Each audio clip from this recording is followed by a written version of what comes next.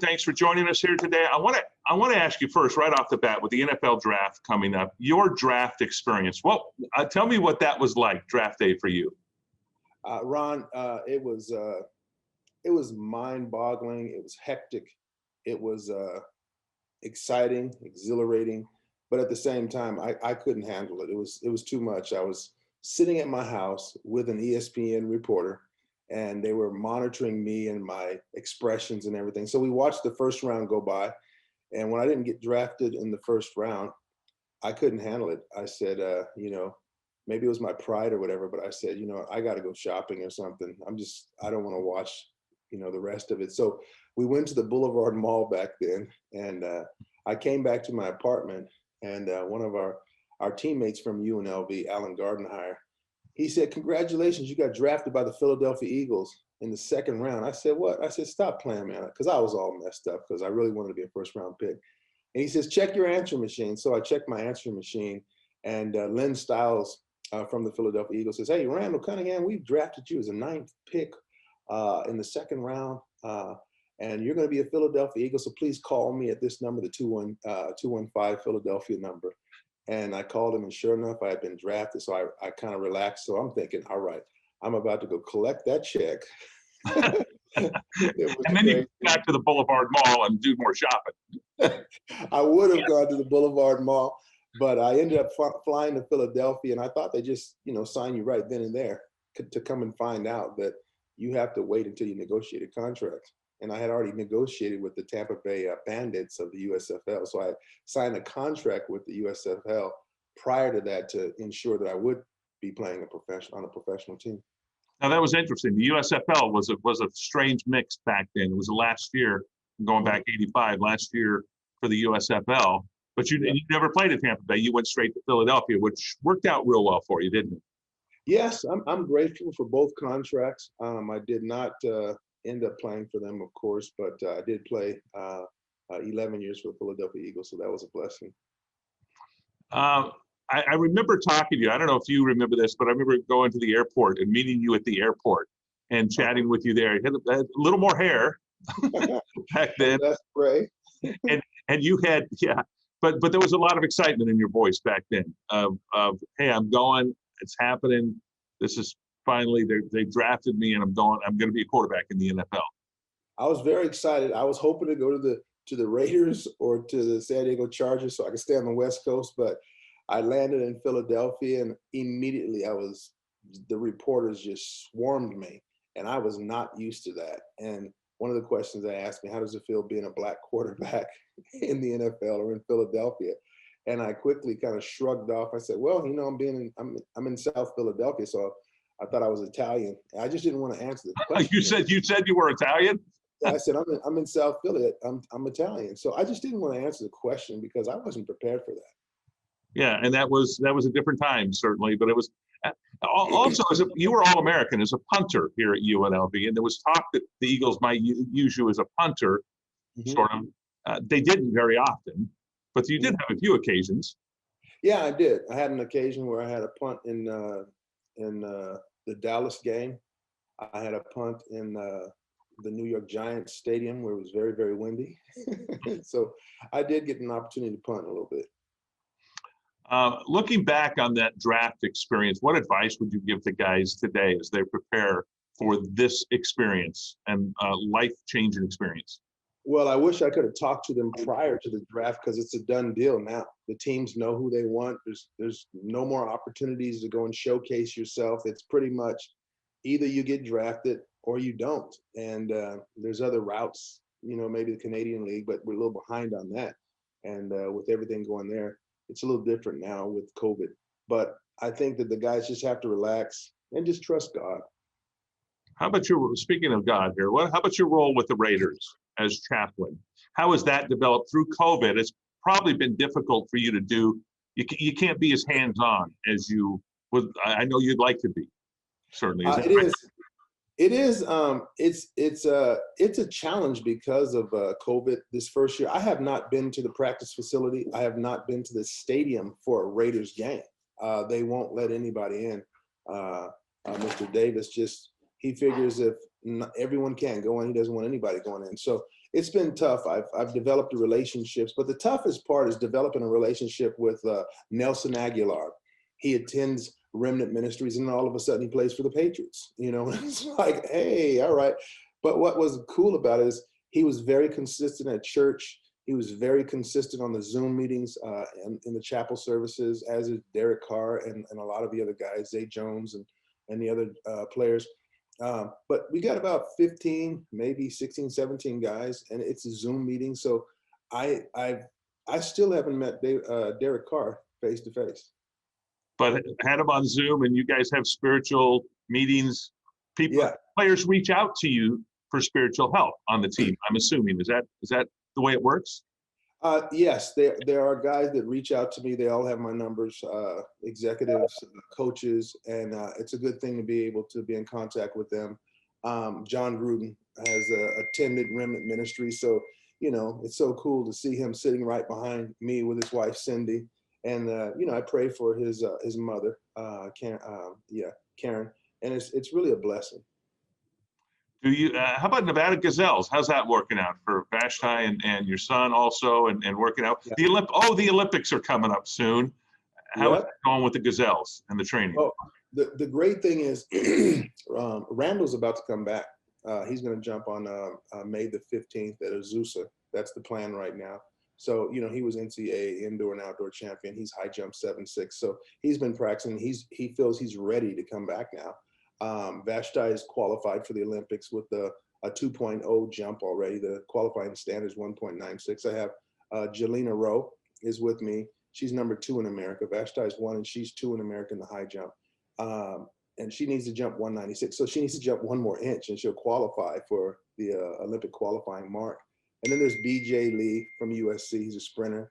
And then there is Shahaf Bahraini, who's from Israel. She moved here from Texas to train with us in the high jump. So she wants to represent Israel. So the Nevada Gazelles are doing good. Vashti is with Nike and Jelena's with ASICS. And we're hoping to get Randall and the others signed with shoe contracts. Is this your new mission in life? One of your new missions in life, Nevada Gazelles? I tell you one thing, it's not a hobby. It is a job. It's a sincere job. So you seem like you're enjoying it though, because you get to work with your kids and get to be out there. Yeah, I've always enjoyed coaching and leading, and so it's a blessing to be able to do it. And you know, being 58 years old, I'm like becoming one of the coaches who's becoming a veteran coach now. Let's see, anything else on this?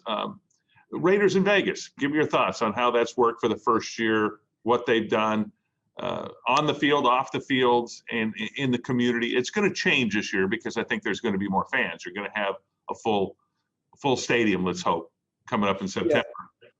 Yeah. That will be nice to be able to go into the stadium and actually get out of church on a Sunday, head out to the game. And, you know, I pretty much prayed the whole game anyway. And, but my juices are flowing just to be back involved with football again, you know?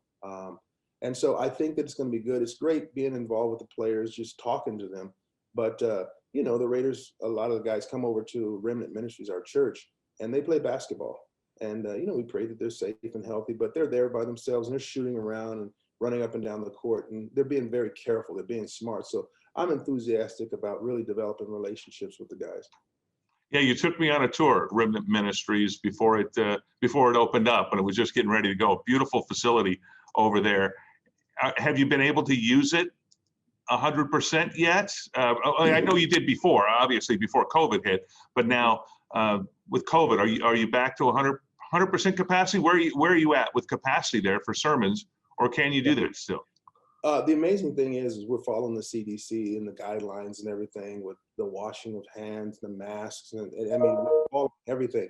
But we're not at 100%, even though people are coming back to church, which is really good, but we're probably over the 50% or close to the 50%. But it really depends when people come, you know, because it's like a sporadic thing. There are people who are getting their vaccinations.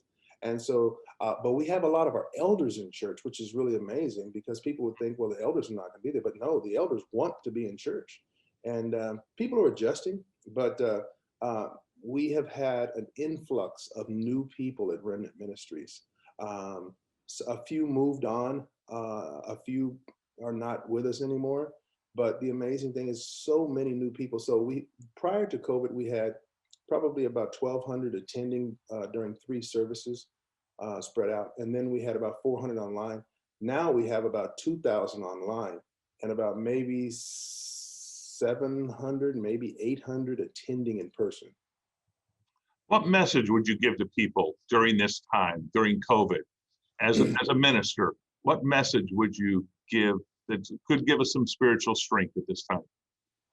First of all, I would quote what has been very obvious is, if my people are called by my name, God wants us to humble ourselves, turn from our wicked ways, seek his face, and then pray. And then he says he will heal our nation. And so that's really been the global message for believers. For the unbeliever, it's just tomorrow's not promised. No one knows the day nor the hour of the return of Christ. And so we need to submit our lives to him and become believers, born again believers. Perfect. Thanks, Yeah. Randall. No, I appreciate that. Anything else you want to add that we should know, that we should tell people about? Well, I just want everybody to be encouraged, because in the time we're living, it's very, very difficult. 2020 was difficult for not only the church, but just people globally, with losing loved ones to COVID and just trying to figure out life with all the suicides, and just with trying to figure out if the tomorrow is going to be healthy or not. And I just really want to encourage everyone to know that we've got to be praying for each other, and just really walk humble and committed, and truly not be fearful. Just take on life the way it is, and realize that he truly is God. So he's God all by himself. He doesn't need us, but he's faithful at the same time. Perfect. Yep. Thanks, Thank Ron. you, man. I appreciate that. And I'm probably going to put the whole thing online. Oh, that's good. And and then we'll have tonight, like I said, from 6:30 to 7, we're doing Yeah. a half hour special. If the people want to get to us, we're at remnantministries.net. Okay. .net. Yeah, remnantministries.net. Here's your website. Okay. They can watch us live stream, and they can watch us on Facebook as well. Remnant Ministries. Just look at my picture. There's a picture of me with a vest on. So we have a lot of people all over the world. It's truly a blessing to pastor and to disciple so many people all over the world. No, I love seeing. I look back on this, and it was a joy to cover your final year as a quarterback. And I got here in '84, so I got that last year, and then see when cover your career, when you retired and had Studio 7 over by the airport, had that. Oh yeah. Remember the studios, this recording studio.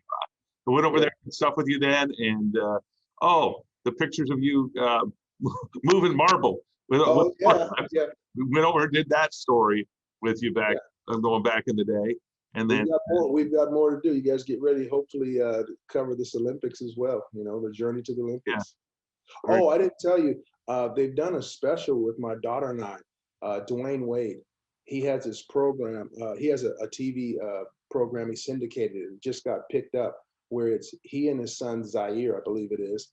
It's parents who coach their kids, and it's successful parents. So it's Dwayne Wade and his son, and then it's Vashti and I. Then it's Evander Holyfield and his son. Oh. And then there's another family from England, a soccer family, and their kids are all pros. So it's going to be coming out. I wish I could tell you what it is, but Dwayne Wade owns the program. And we'll look for it. Yeah, and he's doing a game show also, so it's probably connected to that. He's got time on his hands now. He's doing stuff. Yeah. Big time. Perfect. All right. Thanks, Randall. I appreciate it.